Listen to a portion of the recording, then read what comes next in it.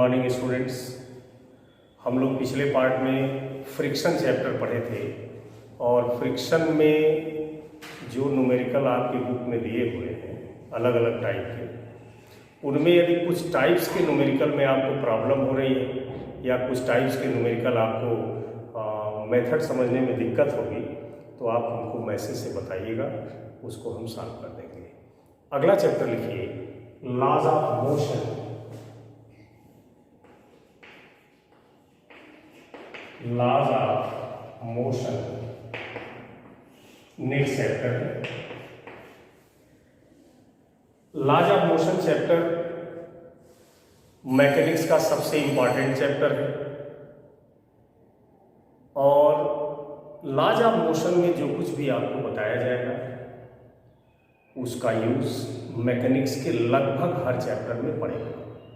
कोई ऐसा मैकेनिक्स का चैप्टर नहीं है जिनमें इस चैप्टर के बताए गए रूल रेगुलेशंस का यूज नहीं है।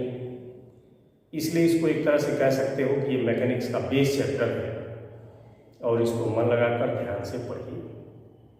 सबसे पहले हम लोग इस चैप्टर में शुरुआत करें फोर्स की। What is force?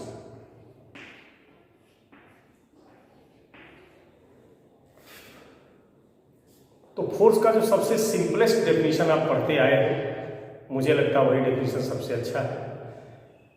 तो फोर्स का ये डेफिनेशन लिख लीजिए कि फोर्स वह एक्सटर्नल फैक्टर है जो एक सिस्टम से दूसरे सिस्टम पर इम्पोज होता है, जो किसी बॉडी के शेप, साइज और पोजीशन को चेंज कर सकता है या करने की कोशिश कर सकता है।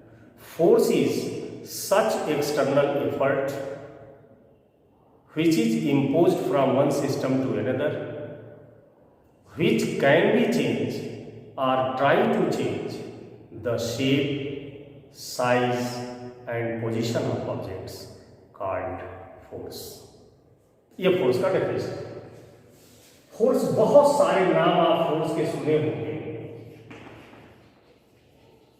शॉर्ट में उनकी चर्चा तो कर ली जाए।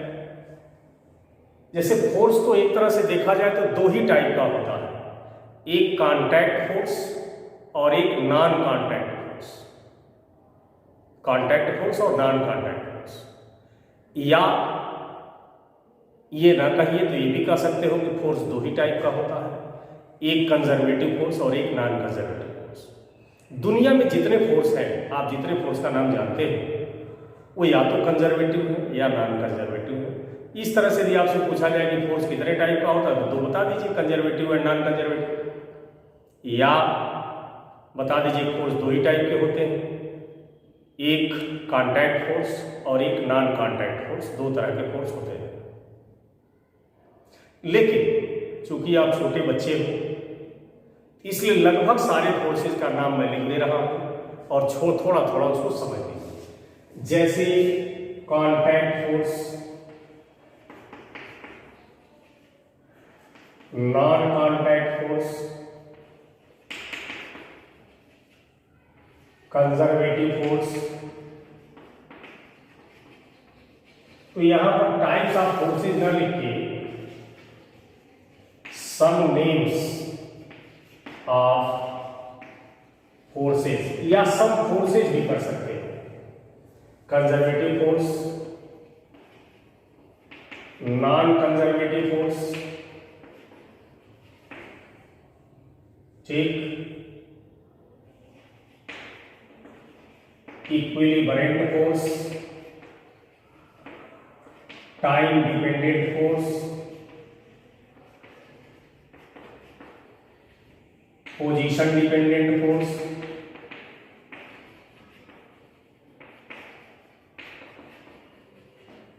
वेलोसिटी डिपेंडेंट फोर्स,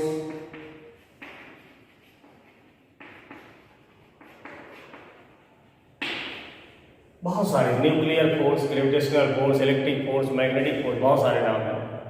ये इतना आपको जानना चाहिए।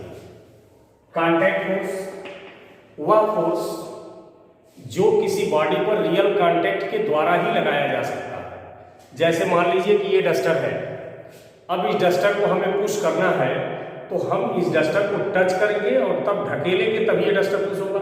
यानी डस्टर पर जो हम फोर्स लगा रहे हैं वह बिना डस्टर को टच किए नहीं लग सकता, इसलिए डस्टर पर यह लगाए जाने वाला फोर्स कॉन्टैक्ट फोर्स है। वह फोर्स जो किसी बॉडी पर रियल टच से ही लगाया जा सकता है, रियल कॉन्टैक्ट के द्वारा ही लगाया जा सकता है।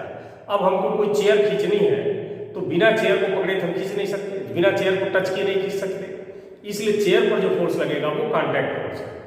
नॉन कॉन्टैक्ट फोर्स वह फोर्स जो ऑब्जेक्ट के बिना कॉन्टैक्ट के लगाया जा सकता है, जैसे gravitational force, electric force, magnetic force. अर्थ किसी भी बॉडी को अपनी तरफ खींचती है तो अर्थ उस बॉडी को टच करके तो खींचती नहीं है, इसलिए वो नॉन कॉन्टैक्ट फोर्स हो गया। उसके बाद आता है कंजर्वेटिव फोर्स।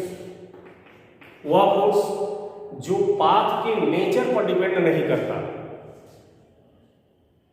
जो केवल इनिशियल और फाइनल पोजीशन पर डिपेंड करता है, पाथ के नेचर पर डिपेंड नहीं करता, ऐसे फोर्स को कंजर्वेटिव फोर्स कहते हैं। एग्जाम्पल में electric force, magnetic force and gravitational force.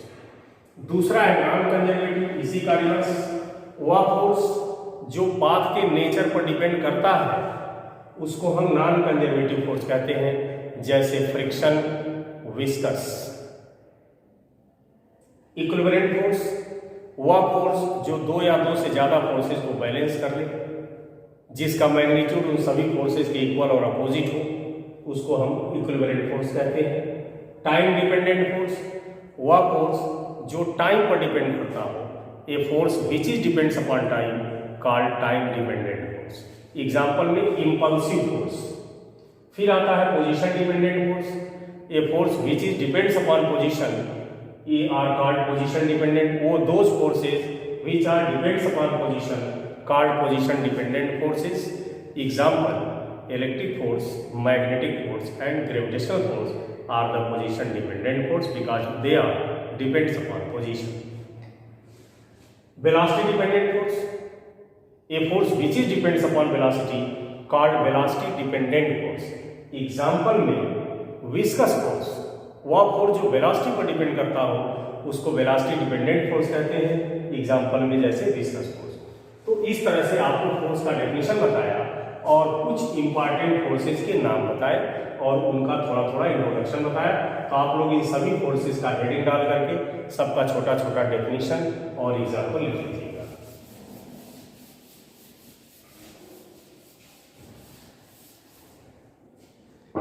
अगली हेडिंग इनर्शिया। ये बड़ा पॉपुलर वर्ड है। जितनी भी ऐसी बॉडीज हैं जिनमें मास है या जितने भी मैटर कर सकते हैं, तो जितनी भी ऐसी बॉडीज, ऑब्जेक्ट्स जिनमें मास है, उनमें एक गुण होता है, प्रॉपर्टी होती है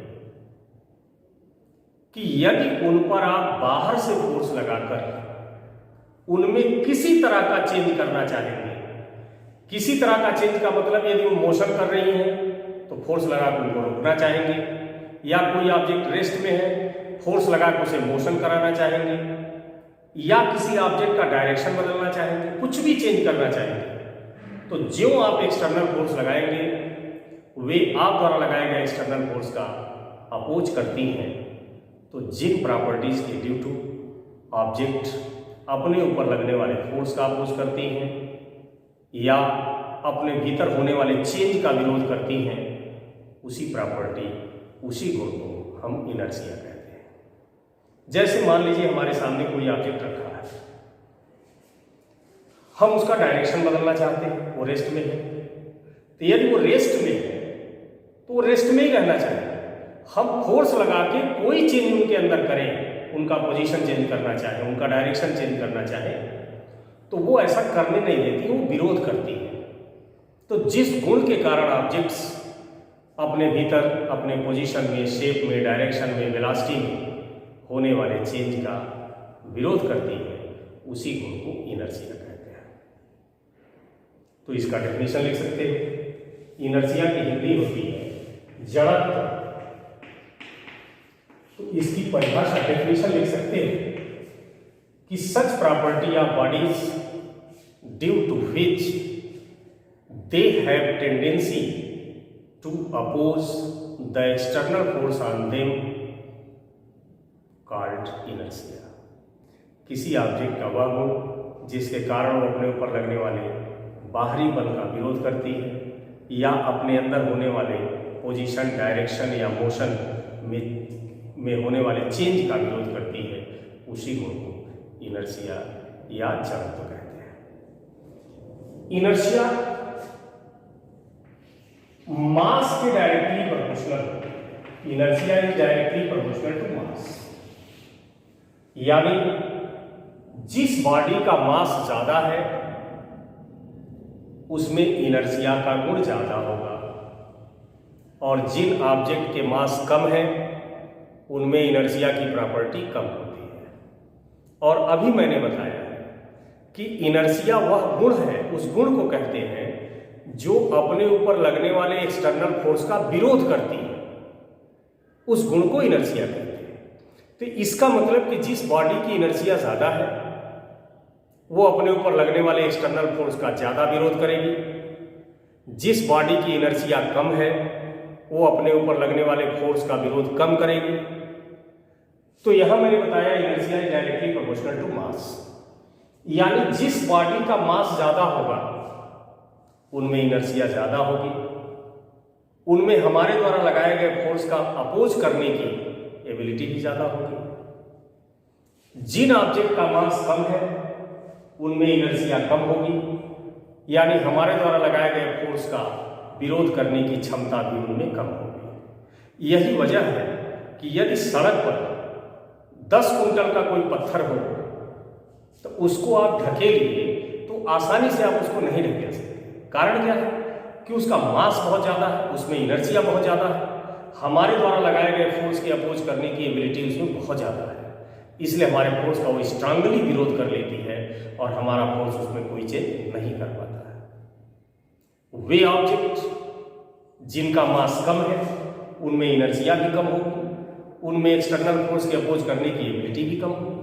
तो मान लीजिए इमेज पर डस्टर लगा रखा है, हम इसको सरकाना चाहते हैं तो जो थोड़ा सा फोर्स लगाएंगे सरक जाएंगे, क्योंकि मास कम है, इनर्शिया कम है, इसके अंदर हमारे द्वारा लगाए गए फोर्स का विरोध करने की एबिलिटी कम है, ये हमारे द्वारा लगाए गए बाहरी बल का बहुत स्ट्रांगली अपोज नहीं कर पाएगी, इसलिए हम इसके शेप, साइज, पोजीशन, डायरेक्शन में आसानी से चेंज कर सकते हैं। तो सीधा समझिएगा कि जिन बॉडीज के मास कम है उनमें इनर्शिया कम है, उनके पोजीशन में आसानी से आप पोजीशन, डायरेक्शन में चेंज कर सकते हैं, और जिनका मास बहुत ज़्यादा है उनमें इनर्शिया भी ज़्यादा है, उनके पोजीशन, डायरेक्शन या शेप में आसानी से आप चेंज नहीं कर सकते। ठीक, तो जिनकी इनर्शिया कम है यदि वो रेस्ट में है तो मोशन में आसानी से आ जाएंगे, मोशन में है तो रेस्ट में आसानी से आ जाएंगे, उनका डायरेक्शन भी आसानी से चेंज किया जा सकता है। और वे बॉडीज जिनका मास ज़्यादा है उनमें इनर्शिया भी ज़्यादा है, इसलिए ऐसी बॉडीज जिनका मास ज़्यादा हो, इनर्शिया ज़्यादा हो, वो यदि रेस्ट में है तो आसानी से मोशन में नहीं आएंगी, और यदि वो मोशन में है तो आसानी से रेस्ट में नहीं आएंगी, उनका डायरेक्शन भी बदलना इतना आसान नहीं है, तो उनके लिए ये चीज़ समझिए। ठीक, इनर्शिया 3 तरह की होती है जो आप हाई स्कूल में पढ़े हो। एक inertia of rest, inertia of motion,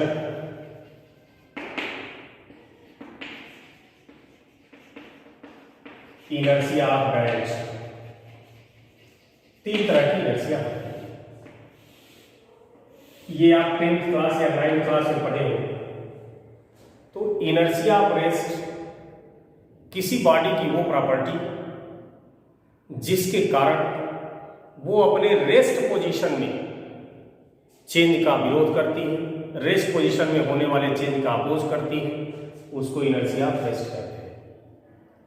वह प्रॉपर्टी जिसके कारण कोई ऑब्जेक्ट अपने मोशन में होने वाले चेंज का अपोज करती है, उसको इनर्शिया ऑफ मोशन कहते हैं। तो इनर्शिया ऑफ रेस्ट के अकॉर्डिंग यदि कोई बॉडी रेस्ट में है तो रेस्ट में कोई भी चेंज करेंगे तो विरोध करेगी, यानी वो रेस्ट में है तो रेस्ट में ही रहना चाहिए। और यदि कोई बॉडी यूनिफॉर्म मोशन कर रही है तो वो मोशन में कोई चेंज होने देना नहीं चाहेगी, विरोध करेगी, यानी वो मोशन में है तो मोशन में ही रहना चाहिए। वह प्रॉपर्टी जिसके कारण कोई बॉडी अपने भीतर होने वाले डायरेक्शन में चेंज का विरोध करती है, अपोज करती है, उसको इनर्शिया ऑफ डायरेक्शन कहते हैं। अब inertia of rest, inertia of motion, inertia of direction के बहुत सारे एग्जाम्पल हैं जो आप 9th लेवल में पढ़े हो। जैसे आपको बताया जाता है कि यदि कोई गाड़ी रेस्ट में है, आप कार में बैठे हो और कार अचानक आगे चले तो आप पीछे गिर जाते हो। यदि कोई कार चल रही है, ड्राइवर ने ब्रेक लिया तो आप आगे गिर जाते हो। यदि आप किसी कार में बैठे हो, कार ने यू टर्न लिया तो आप बाहर की तरफ फेंका जाते हो। ठीक है, तो इन सब का कारण आप चूंकि 9th में पढ़े हो, इस पर मैं बहुत टाइम देना उचित नहीं समझता हूँ, तो आप इनर्शिया ऑफ रेस्ट का डेफिनेशन और 2-3 एग्जाम्पल, इनर्शिया ऑफ मोशन का डेफिनेशन एग्जाम्पल, इनका डेफिनेशन एग्जाम्पल लिख लीजिए।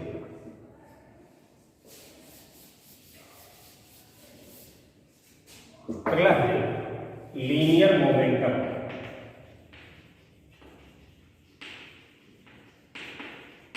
Linear momentum, the product of mass and velocity is called linear momentum. या लीनियर मोमेंटम को शॉर्ट में मोमेंटम भी कहते हैं। तो मोमेंटम का फार्मूला हो जाएगा मास इंटू वेलोसिटी। मोमेंटम को मैंने बताया पी से डिनोट करते हैं, तो मोमेंटम का फार्मूला हो गया एम इंटू वी। लेकिन यदि आपसे पूछा जाए कि वास्तव में ये मोमेंटम है क्या, इससे हमको क्या जानकारी मिलती है, इसकी उपयोगिता क्या है, तो आपको सीधा इसका आंसर दे सकते हो। कोई मोमेंटम किसी ऑब्जेक्ट का वह गुण है, किसी ऑब्जेक्ट की वो प्रॉपर्टी है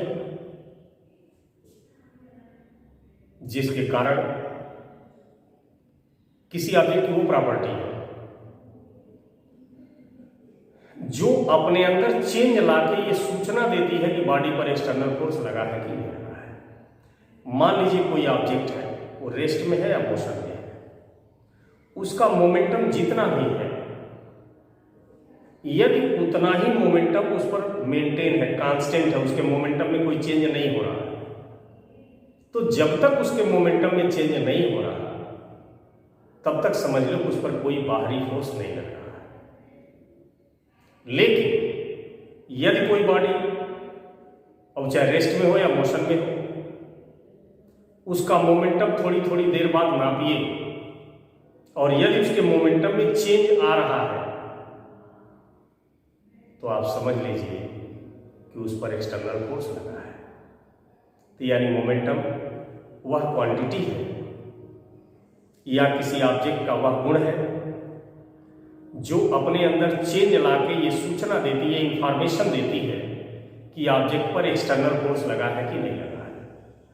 तो क्योंकि जिस ऑब्जेक्ट पर जो एक्सटर्नल फोर्स लगता है उसका मोमेंटम चेंज हो जाता है, तो मोमेंटम में चेंज लाकर बॉडीज ये इंफॉर्म कर देती है कि हमारे ऊपर एक्सटर्नल फोर्स लग रहा है। Momentum always contained in motion. ऐसी बॉडी जो रेस्ट में है उनमें मोमेंटम नहीं होता है। मोमेंटम केवल उन बॉडीज में होता है जो मोशन में होती है।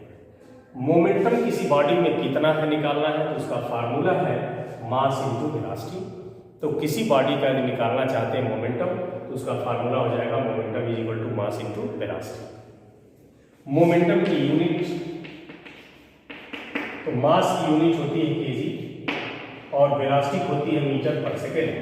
तो मोमेंटम की यूनिट हो गई केजी मीटर पर सेकेंड। मोमेंटम का डायमेंशन केजी का आप जानते हो एम, मीटर का एल और नीचे टी ऊपर जाएगा।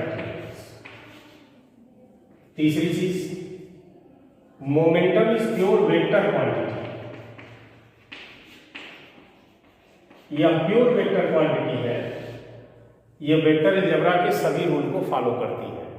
तो जब मोमेंटम वेक्टर क्वांटिटी हो गई तो इसके फार्मूले का वेक्टर फॉर्म भी आप लिखना जान लीजिए, मास इनटू वेलोसिटी। एक बात हमेशा याद रखना, फिजिक्स में जब भी आपसे कहा जाए कि फला क्वांटिटी वेक्टर है, तो जब आप सुन लिए कि ये क्वांटिटी वेक्टर है,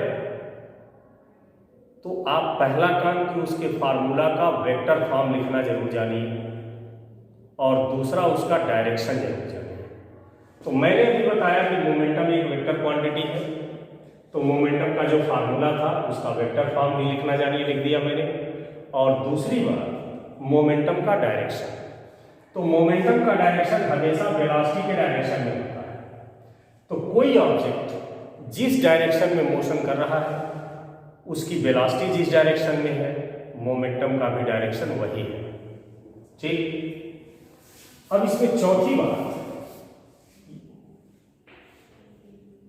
यदि मान लीजिए यम को कांस्टेंट मान लिया जाए, यदि यम कांस्टेंट हो, तो चूंकि मोमेंटम का फार्मूला अभी बताया हो P = mv, तो यदि इसमें मोमेंटम को मास को कांस्टेंट कर दिया जाए तो P directly proportional to V, या इस पर फार्मूला आ जाएगा P1/P2 = V1/V। अब एक छोटा सा क्वेश्चन आपसे पूछा जा सकता है कि मान लीजिए दो कार जिनके मास सेम है, दो कार जिनके मास सेम है, एक ही डायरेक्शन में चल रही है, तो किसका मोमेंटम ज्यादा होगा? तो जब मास सेम है यानी मास कांस्टेंट है, तो आप देख रहे हो मोमेंटम वेलोसिटी के डायरेक्टली प्रोपोर्शनल है, यानी जिस बॉडी की वेलोसिटी ज्यादा होगी उसका मोमेंटम ज्यादा होगा। यानी दो कार एक ही डायरेक्शन में चल रहे हो, दोनों के मास सेम हो, तो जो कार तेज चल रही होगी उसका मोमेंटम ज्यादा होगा, जो धीमे चल रही होगी उसका मोमेंटम कम होगा।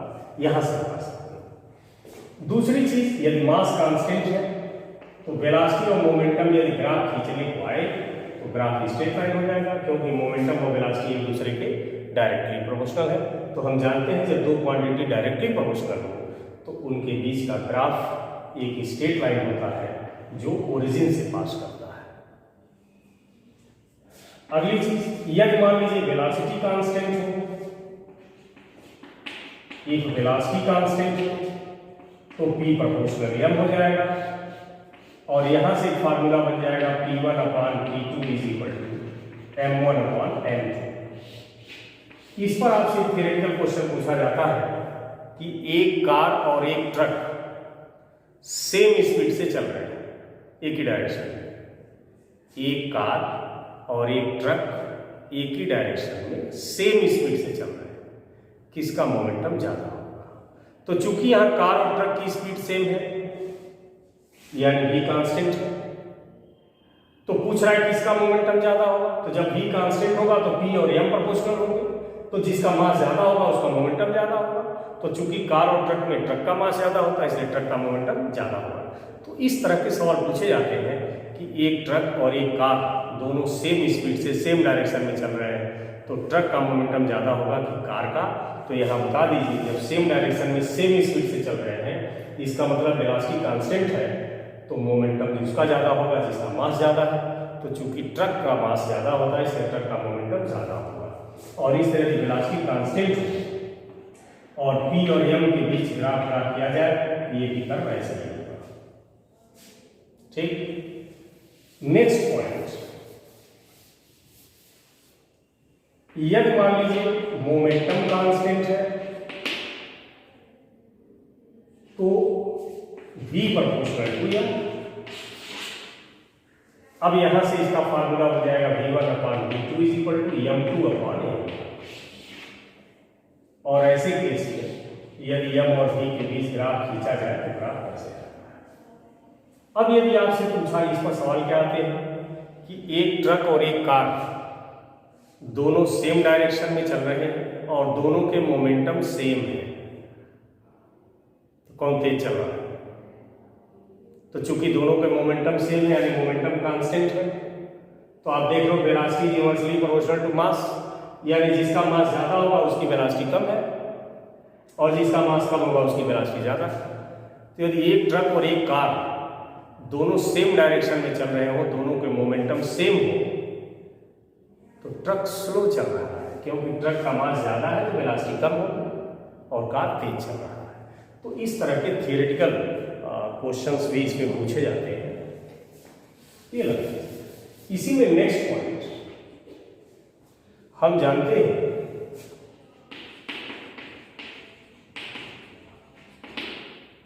काइनेटिक एनर्जी का फार्मूला होता है हाफ mv², या इस फार्मूले को हम लिख सकते हैं mv²/2, और नीचे ऊपर m से मल्टीप्लाई कर दें तो कोई वैल्यू में फर्क पड़ेगी। ऊपर हो गया mv²v² और नीचे हो गया 2m।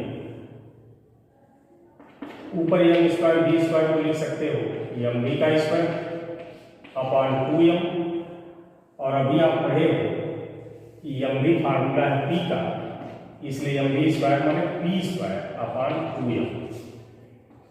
ये हो गया k, तो यहाँ से p² = 2km या p = √2km। This is the formula of momentum in terms of kinetic energy. तो यदि मोमेंटम दिया हो, काइनेटिक एनर्जी निकालना हो तो इस फार्मूले का यूज कीजिए, और यदि काइनेटिक एनर्जी दी हो, मोमेंटम निकालना है तो इस फार्मूले का यूज कीजिए। ठीक,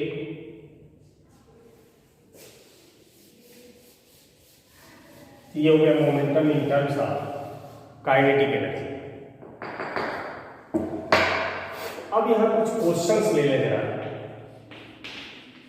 और लगाइए, इंपॉर्टेंट क्वेश्चंस है। Question number 1, find the change in momentum in following. पहला, जैसे मान लीजिए ये एक वॉल है, एक बॉडी जिसका मास m है और v वेलोसिटी से वॉल की तरफ जा रही है। बॉल है, समझ लो, एक बॉल है गेंद जिसका मास m है और v वेलोसिटी से इस वॉल की तरफ फेंकी गई। वॉल से टकराने के बाद ये बॉडी फिर उसी वेलोसिटी से रिबाउंड हो गई, तो इसके मोमेंटम में कितना चेंज हुआ, पहला सवाल। दूसरा, मान लीजिए ये कोई रिजिड सरफेस है और एक बॉल जिसका मास m है v वेलोसिटी से ऐसे सरफेस की तरफ प्रोजेक्ट की गई, मान लीजिए 30 डिग्री पर या थीटा डिग्री पर। अब यहां से टकराने के बाद बॉल उतने ही एंगल पर रिबाउंड हो गई, उतनी ही वेलोसिटी से रिबाउंड हो गई। तो जिस वेलोसिटी से ये टकराई थी उसी वेलोसिटी से रिबाउंड हुई, उतने ही एंगल पर रिबाउंड हुई, तो इसके मोमेंटम में कितना चेंज आएगा, ये एक क्वेश्चन है। एग्जाम्पल क्वेश्चन नंबर 3, यदि किसी बॉडी की काइनेटिक एनर्जी 50% बढ़ा दी जाए तो उसका मोमेंटम कितने % चेंज हो जाएगा। यानी क्वेश्चन लिख सकते हो, if the kinetic energy of a body is increase by 50%, then find the percentage change in momentum of body. और इसी का रिवर्स एक तीसरा क्वेश्चन लिख लीजिए। जैसे इसमें बोला हमने कि एक बॉडी की काइनेटिक एनर्जी 50% इंक्रीज कर दी गई, बढ़ा दी गई, तो उसका मोमेंटम क्या % बढ़ जाएगा। इसी का रिवर्स लिख लीजिए कि एक बॉडी का मोमेंटम 50% बढ़ा दिया गया, तो उसकी काइनेटिक एनर्जी कितने % बढ़ जाएगी। ठीक, यदि काइनेटिक एनर्जी में 50% का चेंज किया गया तो मोमेंटम में कितने % का चेंज होगा। यदि मोमेंटम में 50% का चेंज किया गया तो काइनेटिक एनर्जी में कितने % का चेंज होगा। ये बड़े इंपॉर्टेंट क्वेश्चंस हैं, इनको जरूर लगा लीजिएगा, और यदि थोड़ी भी डाउट होगी तो आप पूछ लीजिएगा।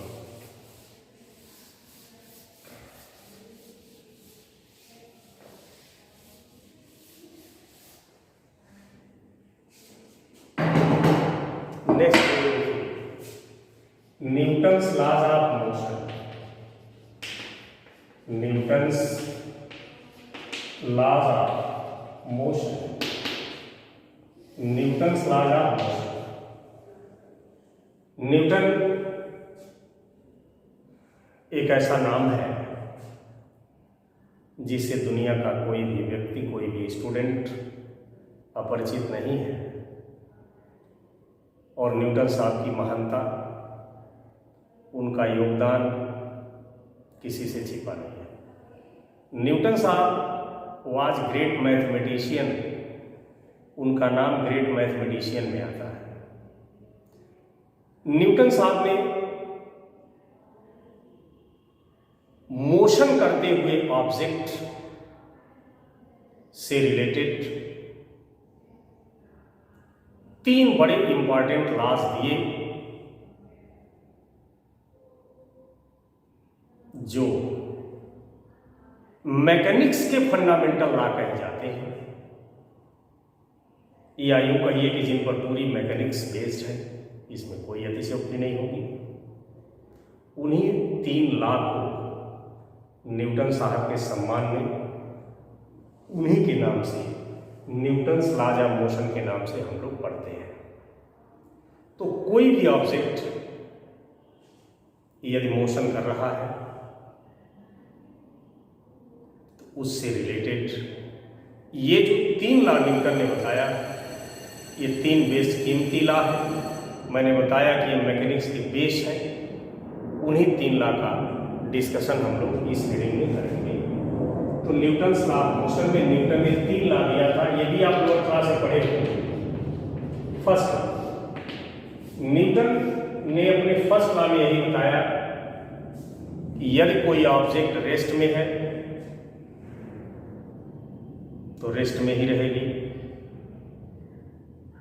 यदि यूनिफॉर्म मोशन कर रही है तो यूनिफॉर्म मोशन ही करती रहेगी तब तक जब तक उस पर कोई एक्सटर्नल फोर्स न लगाए। This is called Newton's first law of motion.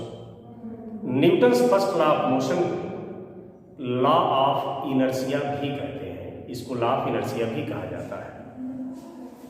Newton का सेकेंड लॉ,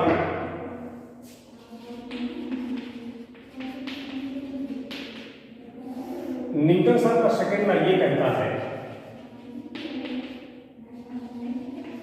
कि the rate of change of momentum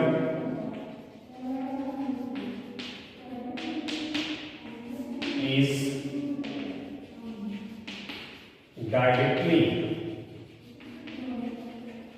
proportional to external force. The rate of change of momentum is directly proportional to external force.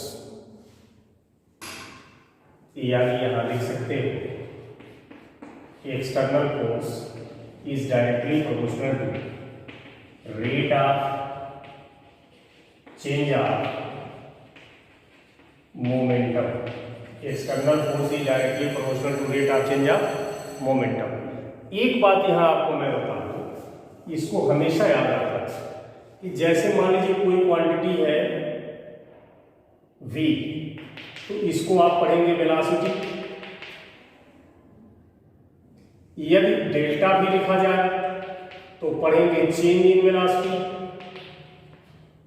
Delta v by v लिखा हो तो fractional change in velocity, fractional change in velocity. Delta v by v into 100 हो तो percentage change in velocity. और यदि delta v by delta t हो तो rate of change of velocity है। तो ये सारी क्वांटिटी के लिए इस तरह कहीं भी लिखा हो, ये शब्दावली याद कर लीजिएगा, इसकी जरूरत हर जगह पड़ती है। तो यहां पर एक्सटर्नल फोर्स या एक्सटर्नल लिखे ना लिखे, आप एक बात याद रखिएगा कि न्यूटन साहब का जो सेकेंड लॉ है वह सिर्फ एक्सटर्नल फोर्स के लिए है। इंटरनल फोर्सेस के लिए न्यूटन सेकेंड लॉ लागू नहीं होता है। इसलिए यदि कहीं कहा जाए, ना कहा जाए, लिखा जाए, ना लिखा जाए, आप यदि फोर्स देख लिए न्यूटन्स लॉ में, सेकेंड लॉ में, तो आप खुद समझिए कि वो एक्सटर्नल ही है। तो external force is directly proportional to rate of change of momentum. तो जैसे मैंने कहा rate of change of velocity is delta v by delta T, वैसे ही rate of change of momentum यानी delta p by delta T, या proportional की जगह इज इक्वल टू लगाओगे तो एक कांस्टेंट लग जाएगा और ये हो गया delta p by delta T. In MKS system में k की वैल्यू 1 होती है, तो इसलिए एक्सटर्नल फोर्स का फार्मूला हो गया delta p by delta T. ठीक, ये न्यूटन सेकेंड लॉ। थोड़ा सा आप इसको वेक्टर फॉर्म में लिखना चाहेंगे तो ये हो गया vector F is equal to delta p upon delta T, या इसको आप डिफरेंशियल फॉर्म में लिखना चाहेंगे तो ये हो जाएगा dp बाई dt। तो ये न्यूटन सेकेंड लॉ का कोई भी फार्मूला सब एक ही है। इस फार्मूले को चाहे तो थोड़ा सा आप चेंज कर सकते हो। अभी न्यूटन सेकेंड लॉ में बताया F is equal to delta p by delta T, चूंकि मोमेंटम का फार्मूला होता है मास इनटू वेलोसिटी, तो इसलिए एफ इज इक्वल टू हो गया डेल्टा p की जगह L into v upon delta T. चूंकि डेल्टा सिंबल होता है चेंज का और सिंबल के अंदर दो क्वांटिटी है मास और वेलोसिटी, तो जब हम ये ब्रैकेट ओपन करेंगे तो ये सिंबल उसी के साथ जाएगा जिसमें चेंज होता है। तो चूंकि मोशन करते समय बॉडी की मास में कोई चेंज होता नहीं है, वेलोसिटी चेंज होता है, इसलिए जब ब्रैकेट ओपन करोगे तो ये डेल्टा वेलोसिटी के साथ जाएगा। ये हो गया M into delta V upon delta T. और आप पढ़े हो delta V upon delta T means acceleration, तो इस तरह न्यूटन सेकेंड लॉ का ये भी एक रूप है, F is equal to M A, यानी external force is equal to mass into acceleration. ठीक, यहां से एक बात और क्लियर होती है कि यदि किसी बॉडी पर एक्सटर्नल फोर्स लग गया तो जो एक्सटर्नल फोर्स लगा तो उस बॉडी में एसिलेशन आ जाएगा, और यदि बॉडी पर एक्सटर्नल फोर्स जीरो कर दिया जाए तो एसिलेशन भी जीरो हो जाएगा। ये याद रखिएगा। ठीक, तो ये न्यूटन सेकेंड लॉ।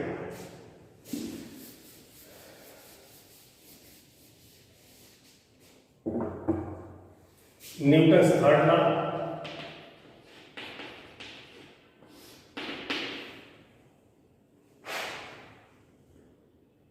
न्यूटन ने अपने थर्ड लॉ में यह कहा कि यदि हम कहीं एक्शन करते हैं तो जितना हम एक्शन करते हैं उतना ही उसके अपोजिट रिएक्शन होता है। यानी every action there is equal and opposite reaction. Every action there is equal and opposite reaction. कहीं भी आप जितना एक्शन करोगे उतना ही उसके इक्वल रिएक्शन होगा। यानी मान लीजिए कि यदि दो बॉडीज हैं, एक बॉडी ए और एक बॉडी बी, दोनों ऐसे आकर आपस में टकरा गए, तो बॉडी ए ने बी पर एक्शन किया, बी ने इस पर रिएक्शन लगाया, तो ए ने बी पर जो फोर्स लगाया उसको लिख सकते हो force on B due to A, और ये हो जाएगा force on A due to B. ये दोनों ही इक्वल और अपोजिट होंगे, इसलिए F A B is equal to minus F B. Vector में हमने बताया कि नेगेटिव साइन ये बताता है कि दोनों का, एक का प्लस साइन है एक का नेगेटिव है, बताता है दोनों का डायरेक्शन अपोजिट है, और ये मैग्नीट्यूड के बारे में इंफॉर्मेशन देता है।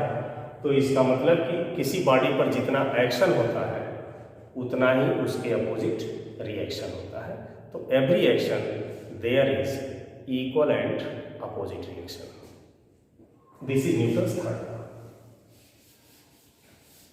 अब न्यूटन्स थर्ड लॉ से रिलेटेड कुछ एग्जाम्पल्स,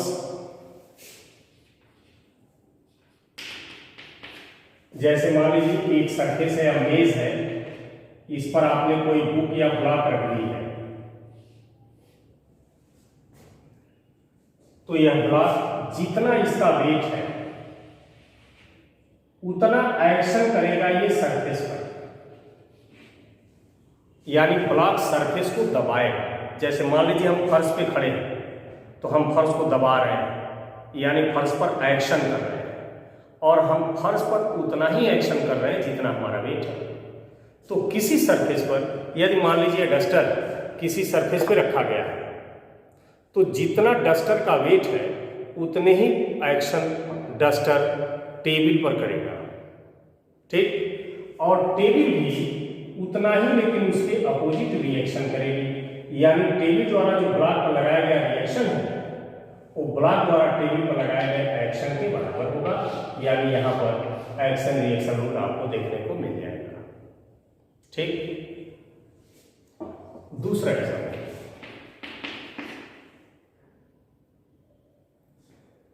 आप जानते हो कि हॉर्स एंड कार्ट्स, आप घोड़ा गाड़ी देखे होंगे। घोड़ा जब गाड़ी को खींचता है तो उसमें कहाँ एक्शन रिएक्शन होता है, इसको देख ले। तो जैसे मान लीजिए ये घोड़ा है,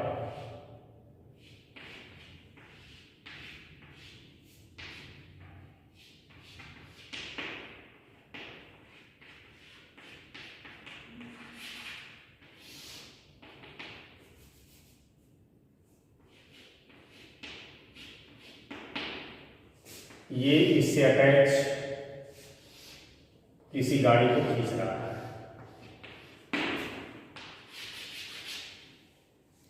तो यहां देखिए कहां कहां एक्शन रिएक्शन है। घोड़ा आगे चलते समय अपने पैरों को पीछे ढकेल रहा है, जमीन को पीछे ढकेल रहा है, तो इसका रिएक्शन आगे लग रहा है। अब इस रिएक्शन का एक कंपोनेंट आगे की तरफ r cos थीटा और एक ऊपर की तरफ r sin थीटा काम करता है, यही r cos थीटा आगे की तरफ खींचता है। दूसरा, घोड़ा रस्सी को अपनी तरफ खींच रहा है, ठीक है। तो रस्सी को जब अपनी तरफ खींच रहा है तो रस्सी जाके फोर्स लगा रही है कार्ड पर, और कार्ड भी इस पर एक रिएक्शन लगा रहा है, इसलिए दोनों एक्शन रिएक्शन इक्वल होंगे। कार्ड्स का वेट यानी कार्ड्स सड़क पे एक्शन कर रहा है अपने वेट के बराबर, सड़क भी इस पर रिएक्शन कर रही है, ठीक। तो इस तरह हॉर्स एंड कार्ड्स प्रॉब्लम में भी देखेंगे तो एक्शन रिएक्शन यूज होता है। जब आप पानी में तैरते हो तो तैरते समय आप पानी को पीछे ढकेलते हो, और जब आप पीछे ढकेलते हैं तो पानी रिएक्शन आगे की तरफ लगाती है। जितना आप एक्शन करते हैं उसके अपोजिट वाटर रिएक्शन लगाता है और आप पानी में आगे की तरफ तैर लेते हैं। जब आप किसी नाव पर खड़े हो और नाव से जब आप जंप करते हैं तो नाव को पीछे ढकेलते हैं और नाव आप पर रिएक्शन आगे लगाती है और आगे आप कूद जाते हैं। जब हम जमीन पे चलते हैं तो अर्थ को पीछे की तरफ ढकेलते हैं और अर्थ हमें रिएक्शन के थ्रू आगे ढकेलती है। तो इस तरह से हमारे दैनिक जीवन में, डेली लाइफ में बहुत सारे एग्जाम्पल एक्शन रिएक्शन के भरे पड़े हैं। वो आप दो चार जो भी इच्छा करेंगे लिख लीजिएगा। इसके बाद आपको हम न्यूटन्स थर्ड लॉ में पुली प्रॉब्लम्स बताएंगे, पुली प्रॉब्लम्स की चर्चा की जाएगी नेक्स्ट वीडियो में। आज के लिए इतना ही, थैंक यू।